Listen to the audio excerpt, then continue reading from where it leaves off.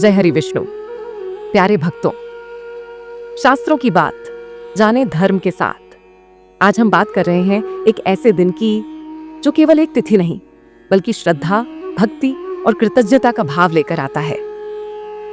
यह दिन है आषाढ़ पूर्णिमा, जिसे गुरु पूर्णिमा के रूप में जाना जाता है। एक पवित्र कथा से शुरुआत करते हैं। बहुत पुराने समय की बात है, जब धरती पर धर्म का प्रकाश फीका पड़ रहा था, तब एक महान आत्मा ने जन्म लिया। वह थे महर्षि वेदव्यास, जिन्होंने वेदों को 4 भागों में विभाजित कर मानवता को ज्ञान की अमूल्य धरोहर दी। उनकी यही कृपा आज भी हमारे जीवन में दीपक की तरह मार्ग दिखाती है।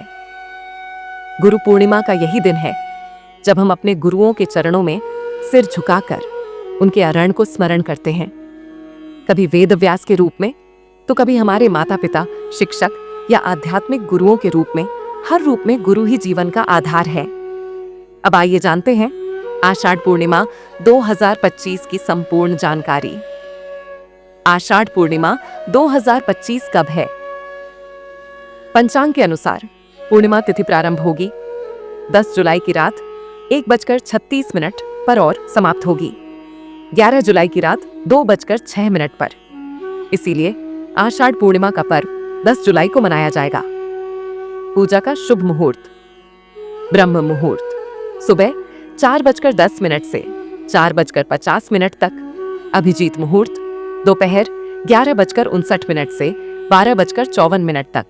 विजय मुहूर्त दोपहर 12:45 से 3:40 तक। गोधूली मुहूर्त शाम 7:21 से 7:41 तक चंद्रोदय होगा। शाम 7:20 पर। पूजा विधि कैसे करें? सुबह जल्दी उठकर स्नान करें और स्वच्छ वस्त्र धारण करें। घर के मंदिर में दीपक जलाएं। भगवान विष्णु, महर्षि वेदव्यास और अपने गुरु को प्रणाम करें। यदि आपके गुरु सजीव रूप में हैं, तो उनके चरण स्पर्श कर आशीर्वाद लें। रात को चंद्र दर्शन करें और उन्हें दूध, चावल और जल से अर्घ्य दें।